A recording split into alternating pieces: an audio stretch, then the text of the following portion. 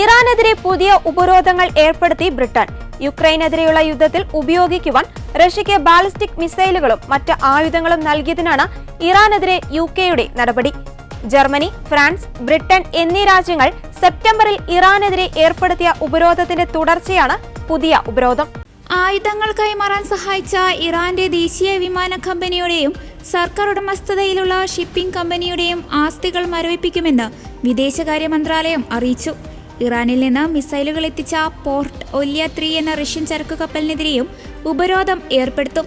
Ukraine Russia യുദ്ധം ആരംഭിച്ചതിന്റെ 1000 ദിവസം പിന്നിടുന്ന വേളയിലാണ് ബ്രിട്ടന്റെ പ്രഖ്യാപനം. ആഗോള സുരക്ഷയെ ദുർബലപ്പെടുത്താനുള്ള ഇറാന്റെ ശ്രമങ്ങൾ അപകടകരവും അസ്വീകാര്യവുമാണ്. ഇറാനിൽ നിന്ന് റഷ്യയിലേക്ക് ബാലിസ്റ്റിക് മിസൈലുകൾ കൈമാറിയാൽ ശക്തമായ നടപടി സ്വീകരിക്കാൻ മറ്റു രാജ്യാന്തര സഖ്യകക്ഷികൾക്കൊപ്പം ബ്രിട്ടനും നിലപാട് സ്വീകരിച്ചിരുന്നുവെന്നും ഉപരോധം സംബന്ധിച്ച് UN രക്ഷാസമിതിയിൽ പ്രഖ്യാപിക്കുന്നതിന് മുന്നോടിയായി ബ്രിട്ടൻ വിദേശകാര്യമന്ത്രി ഡേവിഡ് ലാമി പ്രസ്താവനയിൽ പറഞ്ഞു.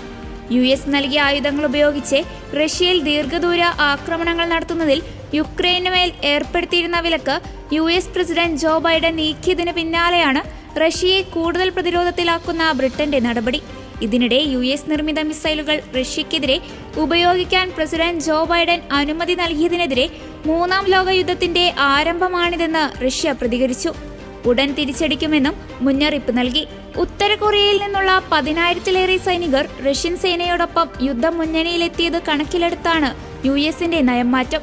റഷ്യൻ പ്രദേശത്ത് കടന്നുകയറി യുക്രൈൻ ഇപ്പോൾ പോരാടുന്നത് കുർസ്കിൽ മാത്രമാണ്. യുക്രൈനിലെ ഊർജ്ജ ഗ്രിഡുകൾ ലക്ഷ്യമിട്ട് ഞായറാഴ്ച റഷ്യ നടത്തിയ ഡ്രോൺ മിസൈൽ ആക്രമണം വലിയ നാശമുണ്ടാക്കി. തിങ്കളാഴ്ച മുതൽ വൈദ്യുതി നിയന്ത്രണം ഉൾപ്പെടെ വേണ്ടിവന്നു.